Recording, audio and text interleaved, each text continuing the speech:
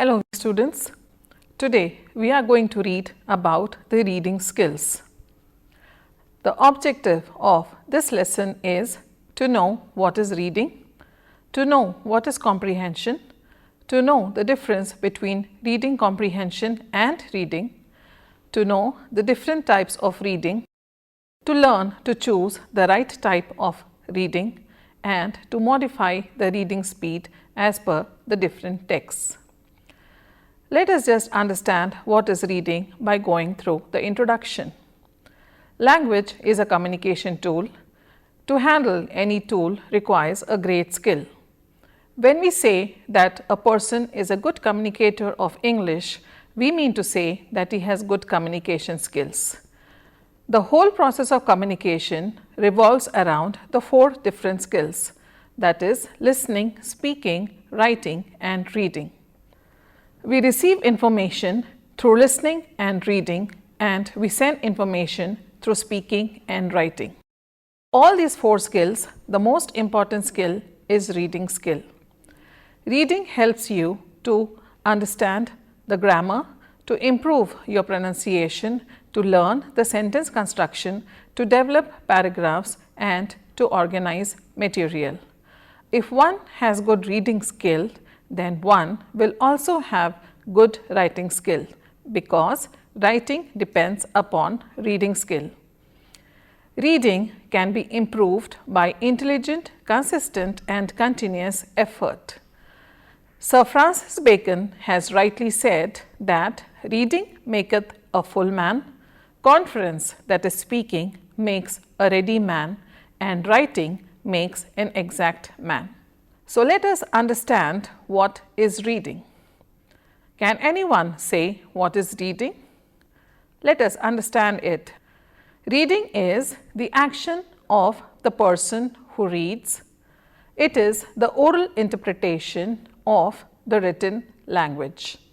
Reading is a means of acquiring language, of communication, of sharing ideas, and of information. Like all languages, reading is a complex interaction between the text and the reader. Reading is influenced by a writer's prior knowledge, attitude, experiences, culture and community, language and society. Reading is thus sight to sound to sense. It is a cognitive process of decoding symbols and understanding the matter. Reading can be thus represented as identifying symbols, analyzing their sounds, and attaching meaning to them. The written symbols form words, phrases, clauses, and sentences. Reading is not a simple passive process that requires reading words in a linear fashion and internalizing their meaning one at a time, but reading is a complex cognitive process that requires a reader to actively participate in the process. Now let us know who is a proficient reader. A proficient reader is one who knows the purpose of reading and reads with that purpose in mind by using strategies. He monitors his comprehension and modifies it and adjusts it if it is needed. Proficient readers know when unknown words arise and interfere into their reading. When unknown words arise and interfere into their reading, they have with them a number of word attack strategies that are available to them to tackle these kind of situations, and they are able to decipher the meaning. Proficient readers give to the text as much as they take from it. They get the meaning from the text based on their prior knowledge and experiences. Proficient readers constantly make predictions as they read. They continuously anticipate what will come next. The prior knowledge and experiences with the text as well as with the world help them to do this. This continuous interaction with the text that allows proficient readers to make sense of what they are reading.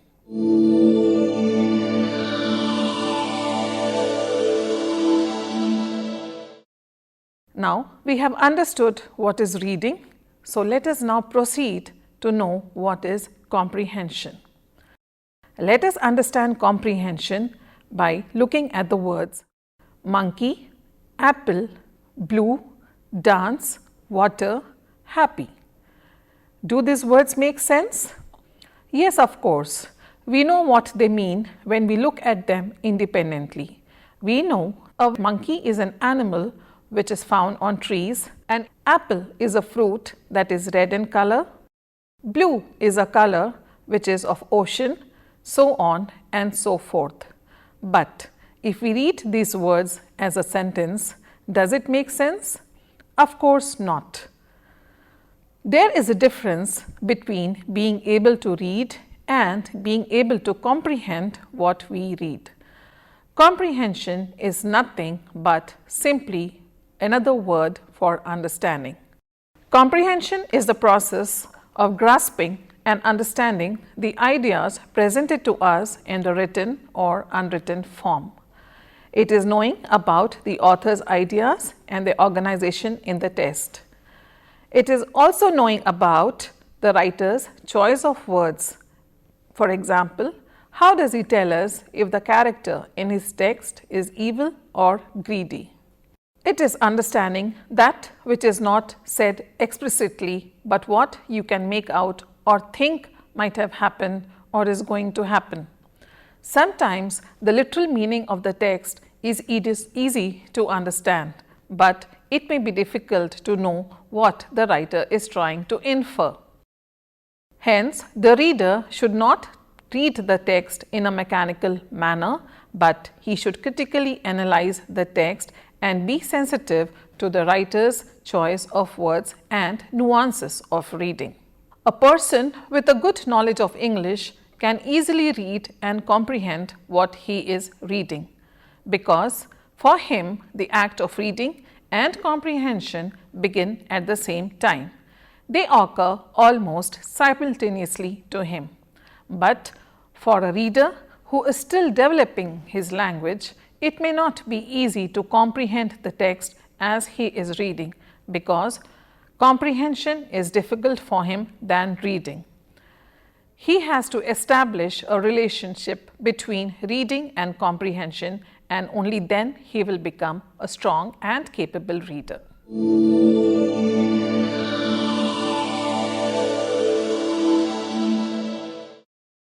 Now we know what is comprehension. Let us proceed further to know what are the levels of comprehension. For us, the levels of comprehension will be the literal level of comprehension, the evaluative comprehension, and the inferential comprehension. Let us understand what each one of them means. Literal comprehension indicates that the person is able to extract the literal meaning from the text. Evaluative comprehension means that the person or the reader is able to make judgments on the text. Inferential comprehension shows that the student understands how the content of this passage relates to the context of other passages and other situations. Let us understand the levels of comprehension by going through a short passage which is below. Is whale a fish? A whale spends all the time in the water. This means whales are fish, right? Wrong. A whale is a mammal, an air-breathing creature just like you. A whale is a marine animal, a sea mammal. Other marine mammals include seals, sea lions, sea otters, walrus, and manatees. Mammals are warm-blooded animals like dogs, cats, horses, and other animals. Whales and other mammals have a body temperature that stay the same irrespective of the water or the air around them. A fish is cold-blooded. Its body temperatures changes so that it is always the same as the water it swims in. Now let us understand how a student comprehends literally, evaluatively, and inferentially. The literal questions that he may phrase and the potential responses are: is whale a fish? No. What are the mammals? Name the different types of mammals. Mammals are sea lion, walrus and manatees. What are warm-blooded animals? Warm-blooded animals are those animals that body temperature remains the same irrespective of the surrounding. Now let us understand what is evaluative comprehension by knowing the questions and the potential answers to them. Can a fish's body temperature be warm? Why or why not? Yes, a fish's body temperature can be warm if it is swimming in warm water. Now let us proceed a little ahead to understand what is inferential question and the potential response. For example, a student, when he is making an inferential evaluation, he may draw the analogy between what he has read in the text. For example, complete the analogy. Whale is to fish, is to, bird is to what? For example, butterfly. So, we may present the potential answer by saying if whale is not a fish but it is butterfly, then what is it that flies and not a bird? Now, we know what is comprehension. We have seen the levels of comprehension, but why should we know comprehension? Why is comprehension so important? Reading comprehension is important for three main reasons. First, because the more the reader tries to understand the text that he is reading, the more he understands it, the more he enjoys it. Secondly, most of the curriculum is taught to the students in the school by way of reading. If a student does not understand what he is reading, then he will not access the rest of the curriculum and then he may lose his grade. Thirdly, the more the students understand the craft of the writer, the more he learns to improve his own writing. Now, we have seen why comprehension is so important and why should we read. The question, why should we read, makes us come to the point, the purpose of reading.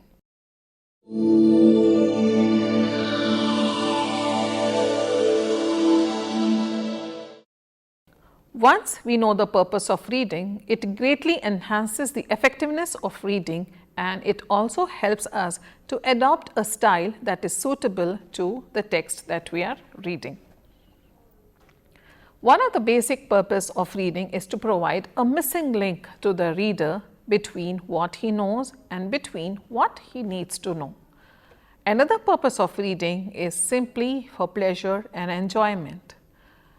We also read to get an overview of the text. We read to locate specific information, to identify the central theme of the text, and to develop a detailed and critical understanding of the text that is before us.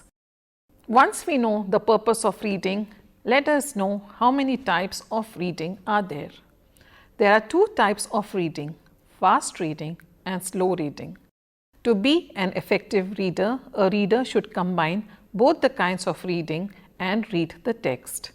Let us understand what is fast reading. This method is best suited to us when we have a large amount of text before us and we have to extract only relevant information from it or the necessary information from it. Fast reading is also done to get an overview of the whole text that is present before us. Fast reading is used to look for only specific words in the text or to identify the core theme or message that is being conveyed. Fast reading is again of two types, skimming and scanning. Skimming is done by running your eyes through the text and extracting the important information. It is not necessary that you understand the meaning of all the words in skimming. Examples of skimming are reading the newspaper to just get the headlines out of it, reading the magazines to decide which article you are going to read later, and reading a travel brochure or a magazine to understand the holiday plans or something else. Now let us understand scanning. Scanning is used to find a particular piece of information. We run our eyes through the text, trying to locate the specific information that we need to know from the text. For example, the schedules of the flight, the train schedules, the minutes of the meeting, so on. It is not important for you to know the exact meaning of the words when you are scanning. It is required for you to know the context or to locate the specific information. Examples of scanning are looking at the flight schedule or looking at the section which gives you what's on TV, or also a conference guide. Now, let us understand what is slow reading. We know that fast reading is skimming and scanning, and now slow reading is extensive reading or analytical reading and intensive reading or critical reading. What is extensive reading? Extensive reading is generally done on the texts which are long. It is done with an intention to understand the context rather than understanding each word. It is also done to get some knowledge out of it or for specific or general information. It is not important for you to understand each word while you are reading extensively. Examples of extensive reading are when you read a novel before you go to bed, when you read the text which is prescribed for your examination, a marketing book, so on and so forth. Now, let us understand what we mean by intensive reading. As the word intensive suggests, we know that intensive reading requires a reader to pay attention to every detail when he is reading the text. It is a close and accurate reading of the text. A reader should be very careful to read each word and understand the meaning behind the text. Examples of intensive reading are a bookkeeping report, an insurance claim, a court case, or a contract. Now, we have known the types of reading, which are the fast reading, slow reading, extensive reading and intensive reading.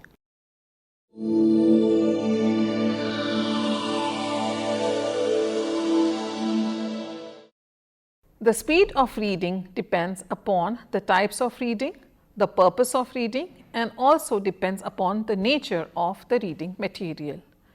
According to Edward Fly, there are 3 types of reading skills. They are the study reading speed, the average reading speed, and the skimming speed. Let us understand the different reading speeds by putting before us the reading of a poor reader as well as a good reader. Now, for the study reading speed, a poor reader reads 90 to 120 words per minute and comprehends about 90% of the text, whereas a good reader in a study reading speed reads about 200 to 300 words per minute and comprehends 90% of the text.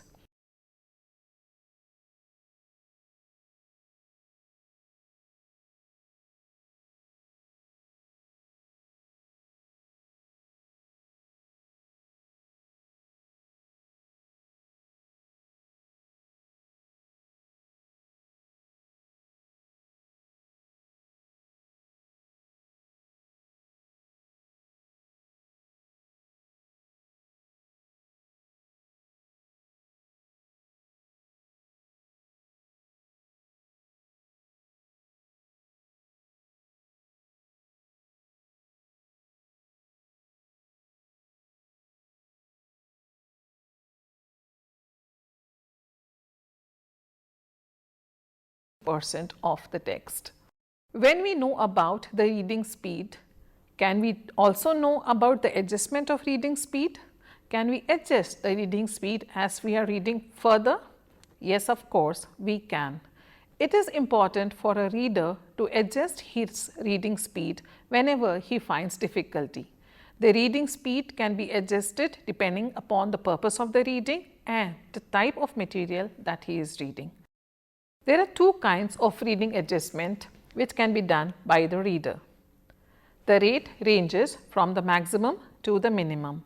The reader should be able to vary the rate both from one article to the other and also within the same article from one section to the other section.